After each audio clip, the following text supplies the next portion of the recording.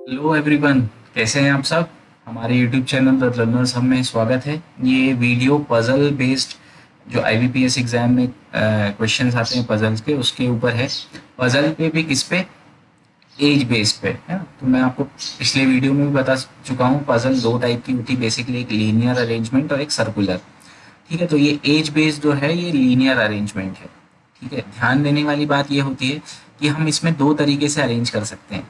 Suppose हम यहाँ पे पर्सन वाइज अरेंज कर दें, या जैसे यहाँ पे इस केस में कितने पर्सन है, टोटल हमारे पास 8 लोग हैं, कितने ए से लेके एच तक। तो या फिर मैं ऐसे अरेंज कर दूं, ठीक है, कहाँ तक, पूरा एच तक। या फिर मैं कैसे अरेंज करूं, ये ईयर वाइज करूं। ठीक है, जैसे 1947, तो 1947 53। ठीक है, तो ऐसे में कहाँ तक जाऊंगा, पूरा 2002 तक। ठीक। अब इस केस में, इस पर्टिकुलर एज वाले केस में ये ज़्यादा बेनिफिशियल रहता है एज वाला। क्यों? क्योंकि हम जैसे इस वाले उसमें एक ही पर्टिकुलर ईयर दिया जाता है। जैसे इस केस में 2017 है, तो 2017 के बेसिस पे सारी एजेस कैलकुलेट होंगी। तो फिर जो भी हमको डेटा दिया रहेगा वो एज पे दिया रहेगा, कि सपोज इसकी एज मल्टीपल ऑफ 3 है या 5 है, तो वो यहाँ पे हमको देखने में, उसको सॉल्व करने में ज़्यादा आसानी होगी। ठीक है, तो चलिए एक बार शुरुआत करते हैं और देखते हैं कि हम इसको कैसे आसानी से एग्जाम में कर सकते हैं। ठीक है, तो चलिए एक बार क्वेश्चन पढ़ते हैं। There are 8 people, A B C D, कहाँ तक, एच तक। They all were born on different years, 1947, 53, 58, 67, 74, 82, 1994, 2002, and not necessarily in the same order, but the date and month of the birth of all these persons are same। देखिए, सबसे पहले ये देखते हैं कि डेट, इसका मतलब क्या है, डेट एंड मंथ। सपोज अगर कोई 1 नवंबर 1947 को जन्म लिया है किसी ने, तो दूसरे व्यक्ति ने भी 1 नवंबर 1953 या 58 या 67 जो भी होगा वो 1 नवंबर ही रहेगा। ऐसा क्यों? क्योंकि जो भी एज आएगी वो एक प्रॉपर इंटीजर आएगी। कोई भी डेसिमल वैल्यू या फिर मंथ ऐसा कि 3 साल 3 महीने 21 दिन, ये नहीं आएगा, है ना। प्रॉपर इंटीजर आएगी, इसलिए डेट और मंथ सेम है सबका। The calculation is done with respect to the year 2017।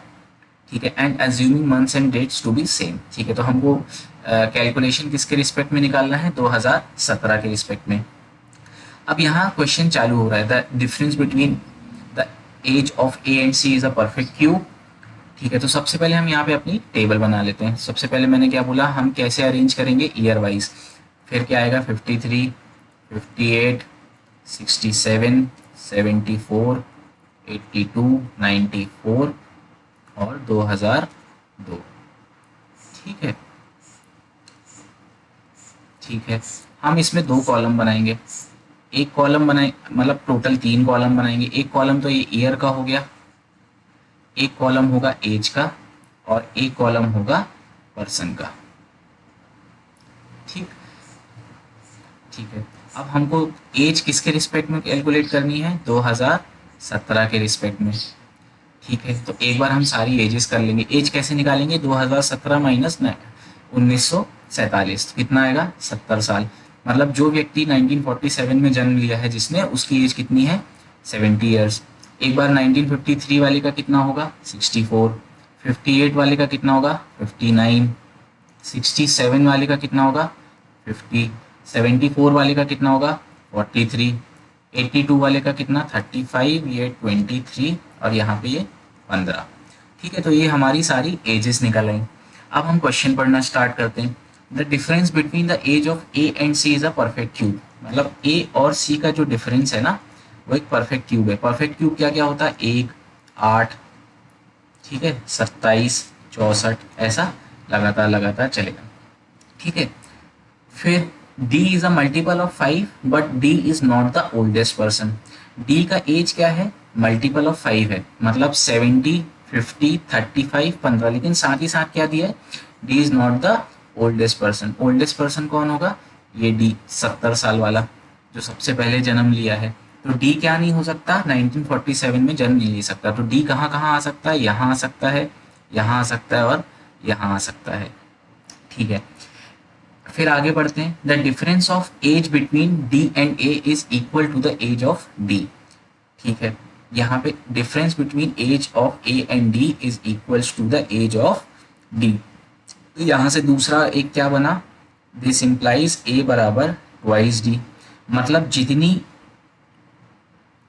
मतलब ए की जो उम्र है वो 2 टाइम्स है डी की उम्र से। एक हमको ये मिल गया, ए की जो उम्र है वो 2 टाइम्स है डी की उससे। फिर आगे बढ़ते हैं, the age of F is equal to the difference between the age of D and G. Age of F क्या है, डी माइनस जी है।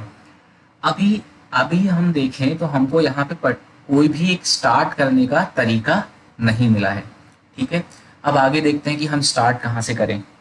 पजल में एक चीज़ होती है कि हम स्टार्ट कहाँ से करें, ये देखना भी एक बहुत इंपॉर्टेंट चीज़ होती है, ठीक है। आगे देखते हैं, B is second youngest among all of them. चलो यहाँ से हम स्टार्ट करते हैं। ये क्या है, डायरेक्ट इन्फॉर्मेशन है। अभी तक ये सब इनडायरेक्ट है, इसमें पॉसिबल केसेस बन सकते हैं, लेकिन यहाँ पे ये डायरेक्ट इन्फॉर्मेशन है। क्या है, B is the second youngest. Second youngest कौन होगा, 23 ईयर ओल्ड है ना, तो ये कौन होगा, बी होगा। The difference between age of B and H is a perfect square. ठीक, अब बी और एच का जो डिफरेंस है वो क्या है, परफेक्ट स्क्वायर है। अब देखो एक बार, 23 माइनस 15 कितना होगा, 8। 8 परफेक्ट स्क्वायर है क्या, नहीं है। 23 माइनस 35 कितना होगा, 12। 12 परफेक्ट स्क्वायर है, नहीं है। 23 और 43 कितना है, 20। 20 परफेक्ट स्क्वायर है, नहीं है। 23 और 50 कितना हुआ, 27, ये भी नहीं हुआ। 23 और 59 ये कितना हुआ, 36, ये हो सकता है। इसका मतलब एच यहाँ पे हो सकता है।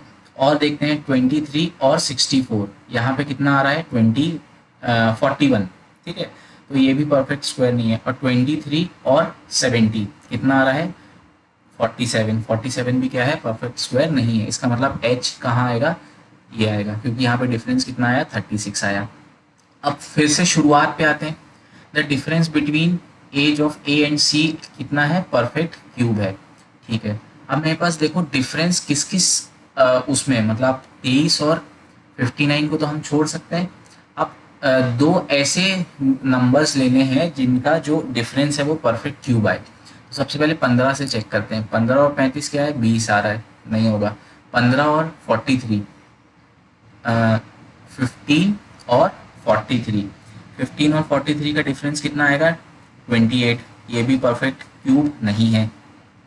ये 35 आ रहा है, ये भी नहीं है। और 15 और 64 ये कितना आएगा, 39, ये भी नहीं आ रहा। और 15 और 15 क्या आएगा, 55 आएगा। तो ये भी परफेक्ट क्यूब नहीं है। और देखते हैं और क्या क्या बन रहा है। फिर उसके बाद मैं 35 से चेक करूंगा। 35 से क्या क्या, ये कितना आ रहा है, डिफरेंस 8 का आ रहा है। इसका मतलब ये हो सकता है 8 क्या है, परफेक्ट क्यूब है, बिल्कुल है। तो 43 और 35। और ऑप्शन देखते हैं। 35 यहाँ 15 आ रहा है, ये कितना आ रहा है, 24 नहीं है। ये कितना आ रहा है, 29, ये भी नहीं है। और ये कितना आ रहा है, 35। 35 भी परफेक्ट क्यूब नहीं है। फिर 43 से और चेक करते हैं। 43 और यहाँ मैं देखूँ तो ये क्या आ रहा है, 70। तो ये कितना आ रहा है, 27। तो चलो एक ये भी आ गया, 27 भी एक परफेक्ट क्यूब है। तो 43 और 70 है ना, एक ये भी आ गया। फिर देखूं, 2 मिनट। फिर अगर बात करूं तो 50 के बाद 64 कितना आ रहा है, यहाँ पे 14। और यहाँ पे कितना आ रहा है, 20, ये भी नहीं। तो इसका मतलब मेरे पास दो ऑप्शन बने, एक 43 और 35, और एक बना 43 और 70, ठीक है। अब ए की एज मान लो 43 है, ठीक है। तो यहाँ पे क्या बोल रहा है, अब यहाँ पे मुझे मल्टीपल इंफॉर्मेशन एक साथ पढ़नी पड़ेगी। एक तो ये डिफरेंस वाला पढ़ना पड़ेगा, एज और ए और सी का परफेक्ट क्यूब है। और क्या है, the difference of age between D and A is equals to the, मतलब मुझे ये दोनों चीज़ें एक साथ देखनी है। अब यहाँ पे मैं एक ए की बात करूँ, ए क्या होगा, ए की वैल्यू क्या क्या आ सकती है, 43 आ सकती है, 35 आ सकती है, और 70 आ सकती है। तो ए अगर 43 है तो वो किसी का ट्वाइस होगा क्या, नहीं होगा, कभी नहीं होगा। अगर ए की एज 35 है तो डी की एज कितनी होगी, 17.5, वो भी कहीं पे भी ऑप्शन नहीं है। तो ए ना ये हो सकता है ना ये हो सकता है। अब एज, ए की एज क्या है, अगर 70 है तो डी की एज क्या होगी 35, बिल्कुल ये फॉर्मूला फिट हो रहा है। इसका मतलब ए कितना होगा 70 होगा, डी कितना होगा 35 होगा। ठीक है, यहाँ पे क्या है बी है ना।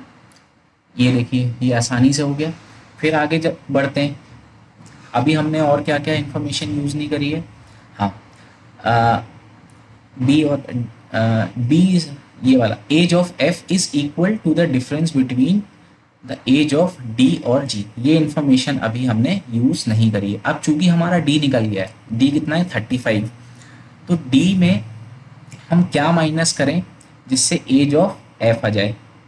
तो अगर सपोज जी 50 साल का है, ठीक है, ये दिख रहा है मुझे 35 और यहाँ पे ये 15 भी दिख रहा है, तो इसका मतलब जी क्या होगा 50 ईयर ओल्ड होगा। तो 50 माइनस 35 कितना आएगा 15, जो कि कितना है, जो क्या है एफ है। बहुत बढ़िया, पजल सॉल्व भी हो गई है लगभग लगभग। और देखते हैं और हमने क्या क्या यूज़ नहीं करी है। हाँ, सी हमने, अगर यहाँ पे ए 70 आ गया और डी 35 आ गया, तो सी क्या बचा 43। इसका मतलब सी कहाँ आएगा, सी यहाँ आएगा। बचा क्या हमारा सिर्फ एक ई, ई यहाँ पे आ गया। लीजिए हमारा पजल क्या हो गया, सॉल्व हो गया। ठीक है, तो एक बार हम क्वेश्चंस देखते हैं, क्वेश्चंस क्या क्या हैं, है ना। How many persons are younger. अब यहाँ पे आप इसमें ये ऐड कर लीजिए यंगर देन सी। ठीक है, इसमें ये मिसप्रिंट था, तो how many persons are younger than सी।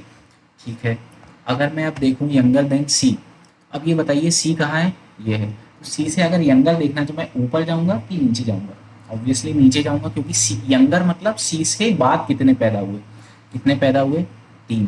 तो आंसर क्या होगा इसमें 3।